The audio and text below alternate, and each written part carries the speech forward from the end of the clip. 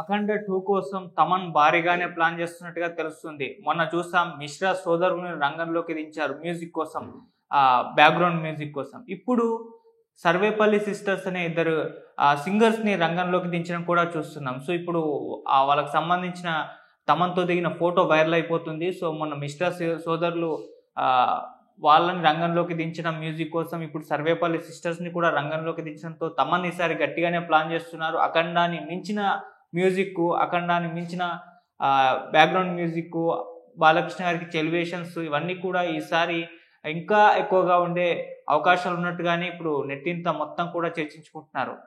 అసలు ఏం ప్లాన్ చేస్తున్నారు మరి తమన్ గారు, ఎవరి సర్వేపల్లి సిస్టర్స్ వీళ్ళకి సంబంధించి మరి పాట పాడిస్తున్నారా, లేకుంటే బ్యాక్గ్రౌండ్ మ్యూజిక్లో యూజ్ చేసుకోబోతున్నారా, లేకుంటే కోరస్ ఇవ్వబోతున్నారా, అసలు ఏం ప్లాన్ చేస్తున్నారు అనేది ఒక్కసారి అఖండ 2 గురించి అయితే డిస్కస్ చేద్దాం.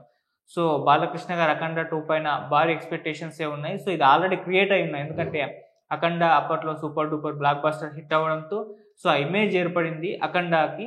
సో దాంతో అఖండ 2కి ఆటోమేటిక్గా ట్రాన్స్ఫర్ అయిపోయింది, ఎందుకంటే అఖండ క్రియేట్ చేసిన మ్యాజిక్ అంతా ఇంత కాదు.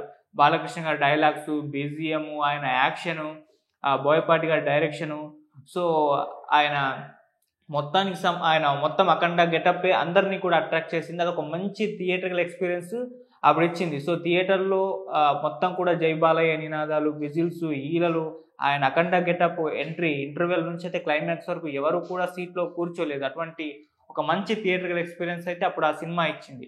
సో దాంతో మరొకసారి అఖండ 2 బోయపాటి శ్రీని గారు అనౌన్స్ చేసేసరికి ఇంకోసారి దాన్ని మించిన థియేటర్ ఎక్స్పీరియన్స్ అఖండ 2 ఇవ్వబోతుందని చెప్పేసి అలా ఎక్స్పెక్టేషన్స్ అయితే ఆడియన్స్లో పెట్టేసుకున్నారు. సో దానికి సంబంధించి రిలీజ్ చేసిన గ్లిమ్స్కి మంచి పాజిటివ్ టాక్ రావడం చూసాం. 2 గ్లిమ్స్ రిలీజ్ చేశారు, 2 పాత్రల్ని పరిచయం చేస్తూ. ఒకటి అఘోర గెటప్లో ఉన్న పాత్రను పరిచయం చేస్తూ టీజర్ రిలీజ్ చేశారు. విపరీతంగా ఆకట్టుకుందని చెప్పుకోవాలి. సో అందులో చూపించిన ఫైట్ సీన్లు, యాక్షన్ ఇవంతా కూడా బాలయ్యకే సొంతం, ఇంకెవరికి కాదు, ఇంకెవరు కూడా ఇలా చేయలేరని చెప్పేసి అటువంటి రెస్పాన్స్ వచ్చింది. ఆ త్రిశూలం మెడ చుట్టూ తిరగడం, ఆ ఫైట్స్, ఆ డైలాగ్స్ అవన్నీ కూడా ఓన్లీ బాలకృష్ణ గారికి మాత్రమే సొంతం అని చెప్పేసి, ఆయన మాత్రం చేస్తేనే జనాలు చూస్తారు, ఇంకా వేరెవరు చేసినా అది ఫ్లాప్ మూవీలా అయిపోతుంది అన్న పరిస్థితి రావడం చూస్తాం. ఆ తర్వాత మురళీకృష్ణ పాత్రను పరిచయం చేస్తూ మొన్న గ్లిమ్స్ రిలీజ్ చేశారు. అది కూడా మంచి పాజిటివ్ టాక్ వచ్చింది. సో దాంట్లో ఉన్న డైలాగ్స్ కూడా భారీగా పేలాయని చెప్పుకోవాలి. ఇలా అఖండ 2కు సంబంధించి మంచి బజ్ అయితే ఏర్పాటు అవుతూ రావడం చూస్తున్నాం. అంటే దీనికి సంబంధించిన అప్డేట్ వచ్చిన ప్రతిసారి అది జనాల్లోకి ఒక పాజిటివ్ వైబ్ని అయితే తీసుకెళ్తూ ఉంది.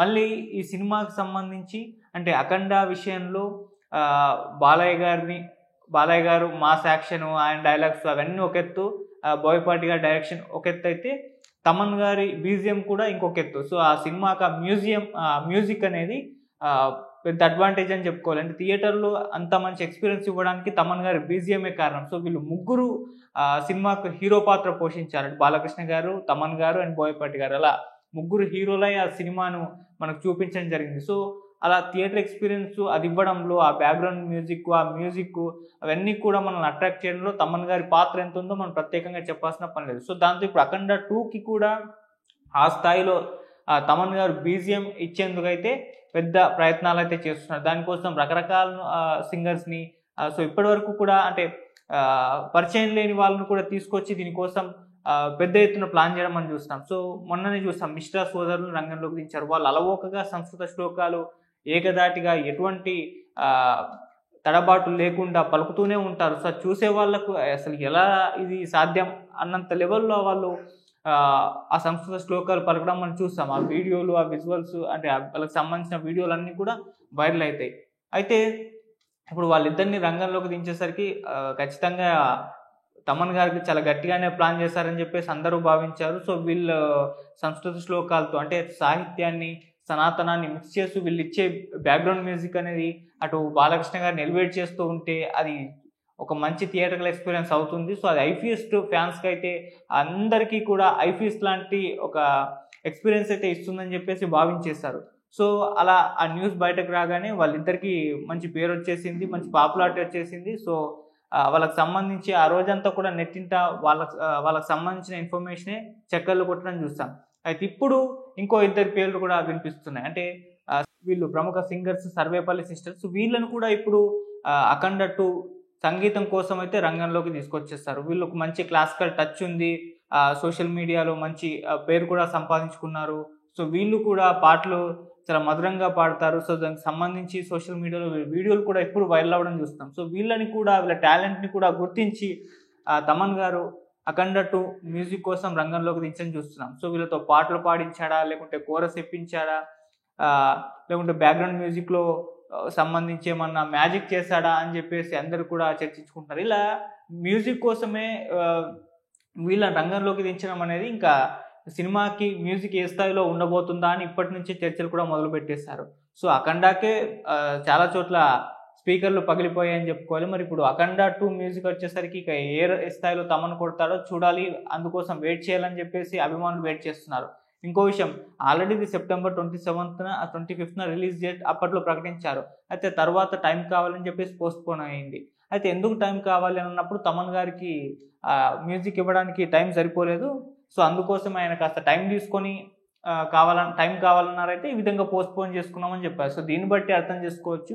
ఆ మ్యూజిక్‌ని ఆయన ఖచ్చితంగా ఈసారి చాలా అద్భుతంగా కొట్టాలి.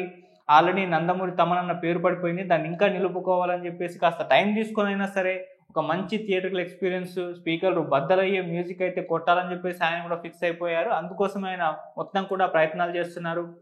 ఇలా మిశ్రా సోదరుల్ని రంగంలోకి దించడం, సర్వేపల్లి సిస్టర్‌ని తీసుకురావడం అనేది ఇవన్నీ కూడా ఒక మంచి థియేట్రికల్ ఎక్స్‌పీరియన్స్ మ్యూజిక్ పరంగాను, సో విజువల్స్ పరంగాను, అటు బాలకృష్ణ గారిని ఎలివేట్ చేసే విధంగాను, ఉండే విధంగానైతే తమన్ గారైతే ప్లాన్ చేస్తున్నారు. మరి ఎలా ఉంటుంది డిసెంబర్ 5న అనేది మనం వెయిట్ చేసి చూడాలి. సో, అటు బాలకృష్ణ గారి మాస్ యాక్షన్‌కి మన తమన్ గారి బీజీఎం తోడైతే ఇంకా అదొక మంచి థియేట్రికల్ ఎక్స్‌పీరియన్స్ అయితే వస్తుంది. చూద్దాం, అప్పటి వరకు వెయిట్ చేసి అంటే ఎలా ఉండబోతుంది